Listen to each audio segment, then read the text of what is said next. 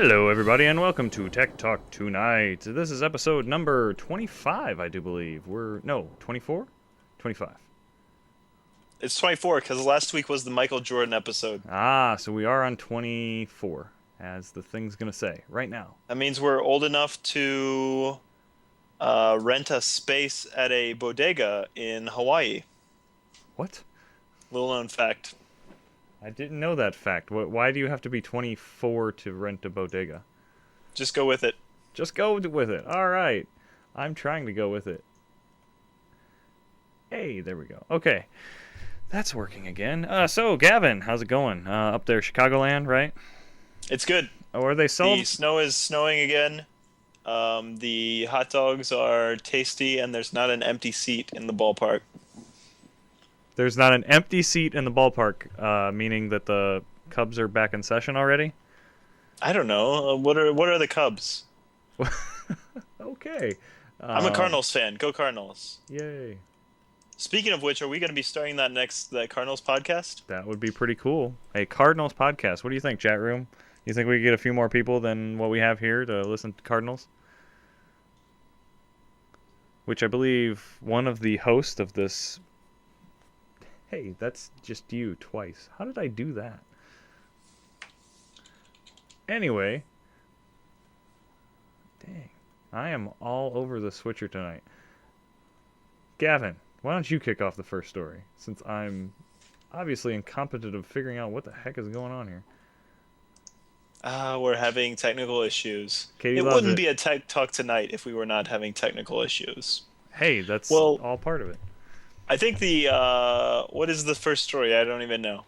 Well, Kazimir Pulaski Day, I was trying to get you to talk about that, since you are in the Poland capital of the United States. Oh yeah, that is a nice three-tipped hat there. Today is Kazimir Pulaski Day, also known as the Polish fighter I believe by it's some. called a tri-corner hat, but continue on. The Chicagoans claim him as their own, I believe, considering there's so many Polish people here. Supposedly.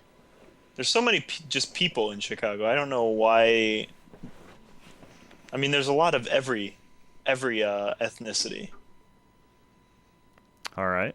So, But did you get today yeah, off? so you did a movie about Kazimir Pulaski Day back in the day, didn't you? Many, many moons ago, and it's kind of painful to watch even for me now. So, moving right along. But if you want to watch the movie, skip all the way to the credits.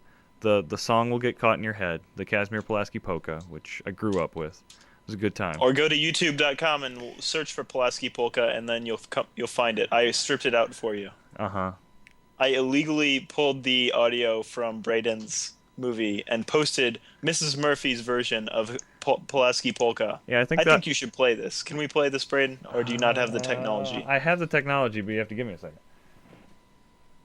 Well, so to prep this, we're going to play like 5 seconds of it because it's really annoying, but... I just said this was the non-annoying part. You need to go with that. We don't need to pull it up. This is technology. This is a tech podcast. I just like to see Braden move around. Oh, but I was so close. Actually, when I type in Pulaski Polka, you're not even the top search result on YouTube. Well, that's crap then. Yeah. Anyway, what's Fail. up next? What happened in tech today? Well, not today, but this past week, there was this iPad 2. I don't know if you've heard of it. It got released. So, do you plan on buying an iPad 2? Nope. How about you? Nope. All right, next story. That was better in rehearsal. No, but seriously, they announced it last Friday, right after our tech talk tonight. The next day, but yeah. To me, the big story as an Apple hater, even though I love my iPhone, was that Fortune magazine on CNN Money posted a great story about how Steve Jobs' facts were wrong. That it's not the first. Well, what was it? It's not the first pad device to use dual core processing, which they're claiming, and that they're not 90% market share. It's like yeah. He could easily do the math, and he's just like blatantly lying about this. Yeah, but it's all numbers. I mean, you can skew them any which way you want, really, can't you? I guess so. I mean, and Steve Jobs, I'm sure they got the numbers from somewhere, but I mean, the numbers that CNN Money is looking at, the way they tried to calculate it is different than how Apple calculated it.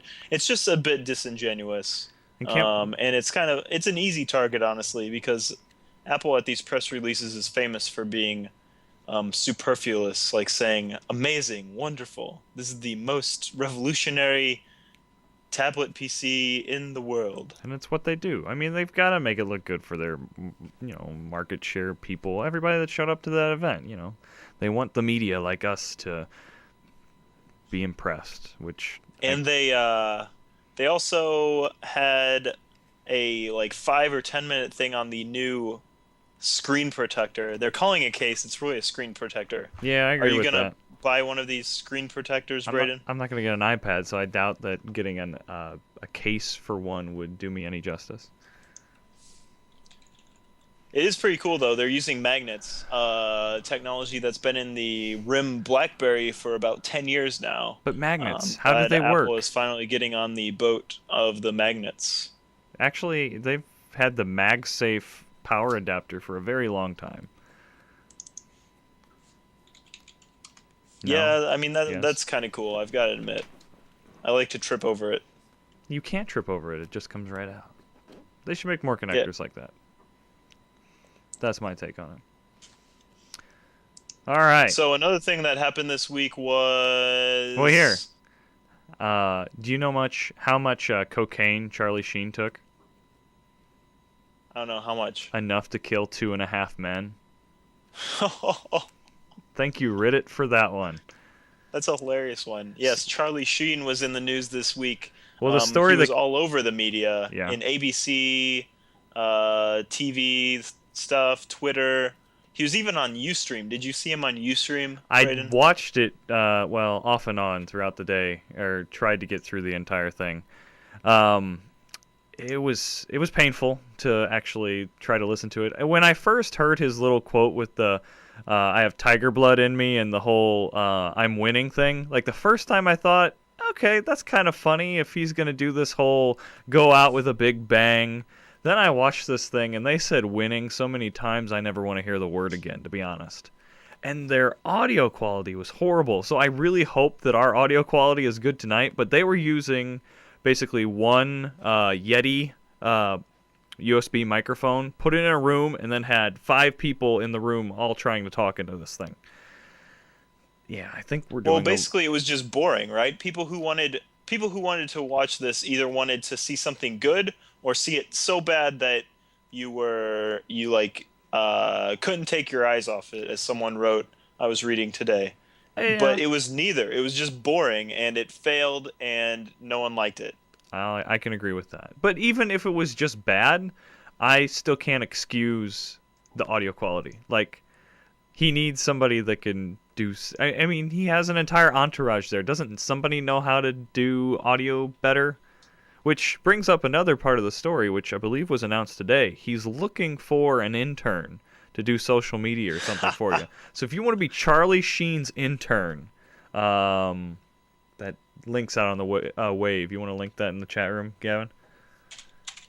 Thank you, Wait, sir. the how to be a Charlie Sheen intern? Yeah, it's in there. Yeah, I'll put it in there. He did break a Guinness Book of World Record with his Twitter account, which he has a verified Twitter account at Charlie Sheen, I believe. Wait, he broke a record? I didn't even know that. Yeah, he got like 2 million in a couple weeks. 2 million followers. Yes, winning, lady, winning. Yep. And they're Try like, winning. That's yeah, my so hat. there are many quotes. It's a major meme right now on the internet. It's true. And but I'm tired of it already. Haven't joked about it, definitely get on the Twitters, on the YouTubes, on the Facebooks, and make a joke, because it's easy humor and it's hilarious. Yes, but it's already overdone. Actually, the funniest ones I saw were not winning. Like, doing laundry, pound, not winning. I think there will be lots of jokes at South by Southwest You think? Interactive coming up this weekend. That is a nice transition, sir. Thank you. That's coming up this weekend. We got 3 different festivals going on: a movie festival, a interactive festival, and a which didn't I say yet? Music, movie, and interactive. So those three are all going on. But interactive's the only useful one. I don't think so. I think movie would be quite nice to go see. There's some movies up that I'd like to see, which slip my mind at the moment. Well, I'm so my good friend Zilch, aka Yang, is in the chat room today, and I'm so glad he's in there because He's going to South by Southwest? Southwest is always on the same weekend as EOH, and EOH is something that I've been involved with for the past few years, and I've never gotten to go to South by Southwest. I'm even going to EOH this year, so I can't go there. And I'm not going because I'm broke. But I feel like either someday EOH should change the date just for 1 year so that people who like EOH can also go to South by Southwest. Perhaps next year? Perhaps next year. Can we make that announcement now? But yeah, that's that. That's South by Southwest is where Twitter was announced. Twitter was announced. Foursquare in 2000, was announced. What, 7 or 8? Ooh, yeah, I think it's been 4 years now. I want to say 2007, and then 2 years ago it was Foursquare. Was it 2 years ago or 1 year? Ooh, man, I don't even know those dates now. I thought Foursquare's only about a year old. Foursquare and Gowalla. Anyway, a bunch of startups are announced at South by Southwest, and I read through some of the like how to survive South by Southwest articles not too long ago, and they all promote the networking. Like, you can go down there and meet so many different people, and then like one of the people is like, don't bring your camera. I know you want to like cover this and like take a bunch of photos and stuff, but A, somebody's there that's probably going to take better pictures than you and put them somewhere on the internet where you can find them, and B, you're not going to be doing the things that you want to be doing, and you're going to miss out on the experience. So if you're going to South by Southwest, go down there, bring a ton of business cards and ideas, and talk to people. That's what it's about. Yeah, I mean, that's any conference, right? Like, you don't want to be wasting time taking photos. But yeah, it's a good experience. I know a guy who's going down there. You do? I mean, I hear it's a good experience, I guess, is what I have to say. Do you know anybody that's been there and came back? The key is the parties, right? You need to go to the crazy parties afterwards. You go to the crazy parties afterwards. I would want to go see some of the bands and stuff they're playing down there. There was 1 year that they released like 2 gigs worth of music of like all different bands that were playing down there, and said, this is free, put it out on the web. That's like all I had on my iPod for like a whole year, I think. And it was good stuff. I don't remember names of the bands from them, which is kind of a bad thing, but it was good background music that I could jam out to while I was walking, exercising, or doing something like that. That's really interesting. And I actually, they're doing a similar thing. I know South by Southwest releases music after the fact, but I recently tweeted on the Quad Blog Twitter. Brain, check your G-Talk, by the way. Yep, I see it. I'm working on it. That Urban Outfitters, the company, actually sponsored putting a bunch of songs online. So that was kind of an interesting sponsorship move, that they were just letting you download straight up all the a bunch of songs, a bunch of MP3s. And it's kind of interesting this year how there's no copy protection anymore. Everybody's just releasing their MP3s. They're fine with it. Very different than like 2 or 3 years ago when everybody was freaking out about Windows Media Audio and having copy protection and all that kind of stuff. Well, iTunes got rid of it, so don't you think everybody can finally follow suit now? Yeah, I think so. And do you think they're going to go that way with movies someday, like video? No. I think I wish they would, but I don't think that's ever going to happen. I mean, this is just going down on a completely different rat hole. The movies, first off, you would have to do it in so many different codecs. Or the codec kind of defines like what type of copyright protections and stuff you have all in it. So, that's one of the reasons why they say Netflix will never be on Android, is because there's so many different codecs for all the different phones and stuff. And they can't figure out a DRM for every single different type of video file and stuff going out there for those different phones and stuff.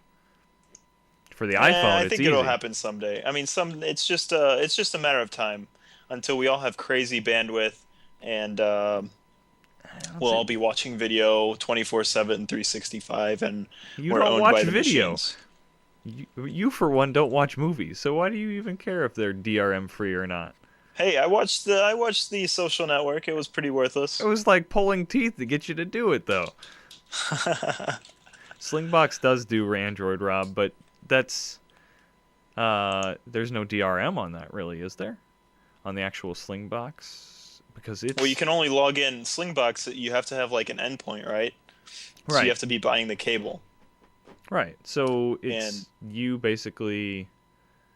and only one feed at a time. Yeah, I remember him telling me this, that like only one person can log into the account at one time. Okay.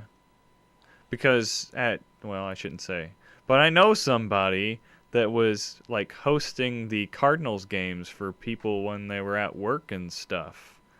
I mean, like at first they were like killing his bandwidth, so then he went to just an audio feed.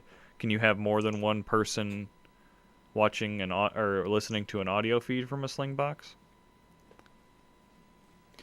I don't know. We're gonna have to wait the like 5 seconds that there's a delay, so we can come back to that. But I'm getting word that it matters if Doug's gonna be able to set up his camera, but we might have a live video of Doug unboxing his brand new HP. I forget if it's the one that looks like a MacBook one that looks like a computer. So we MacBook. might call in and get a few minutes of him unboxing that That in would the be cool. next few minutes if he gets his computer set up quickly enough. All right, Doug, go to it. We'll vamp while you do that, like we've been vamping thus far. So we're I don't actually know. through. What else do we have to talk about? We're There's actually a through all of our stories. humans that we've- versus zombies thing happening at a Uh, school near you. What's going on with that, Braden? We can kind of save this for the upcoming podcaster stuff, but basically, in short, there is a. How do I want to describe it? It's basically a game that is called Humans vs. Zombies. You get a specific number, and the number is assigned to the person on the actual website, and then there starts off with one zombie. That zombie tries to bite one of the other players, and you're all signed up on the website with your pictures, so hopefully they know who you are and can find you on campus and stuff, which I might be kind of hard to find since I'm a commuter and only there at night, but it's one of the things. But So this is a tech. So the way tech comes into this is that the game is online. Is that the deal? I don't Well, understand. oh, okay, so the game is actually taking place in real life, but the whole like brackets and everything is done online. Like the registration system, how you get your number, and then on there, like once you become a zombie, you have to feed within the next 48 hours, otherwise you're out, and the website and everything keeps track of that. So do all campuses have this, or this is something that's only on WashU? So WashU is doing it, but they're not the originator of it. There's an actual Humans vs. Zombies website and bigger database. Webster just has an offshoot website of that they use. Young, do you know if U of I has this? That'll be interesting to see. It would be interesting to see. I know there's a ton of flash mobs at U of I. That's the new craze, but I know that's not really Kind of an older the craze same. now, but yeah. So one of the big things is it's kind of a Nerf war as well, in which, you know, I like my little Nerf gun here.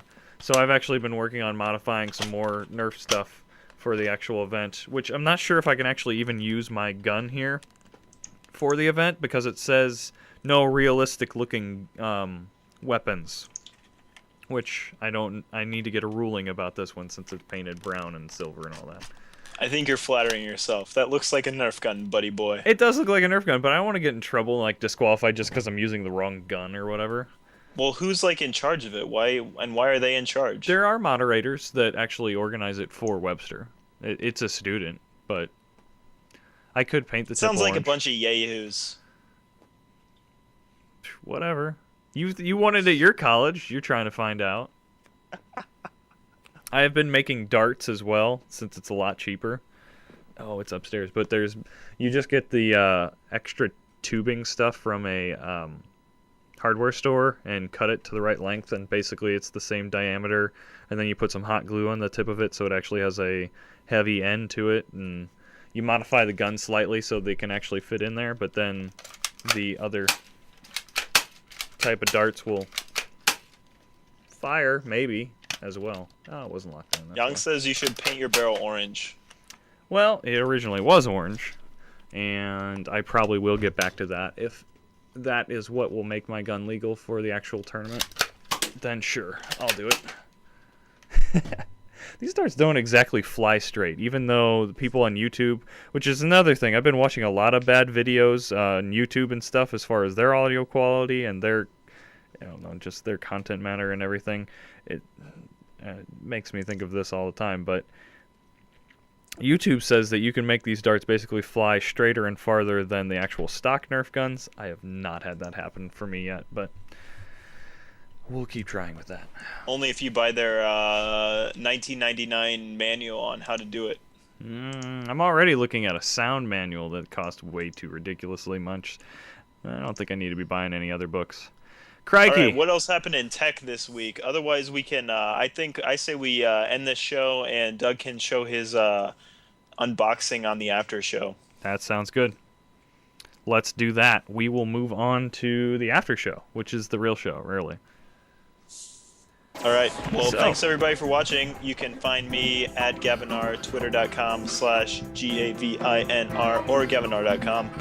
You can find me at Braden H on Twitter, or, Tech Talk Tonight's great way to get a hold of me as well. All our little info is over there to the right.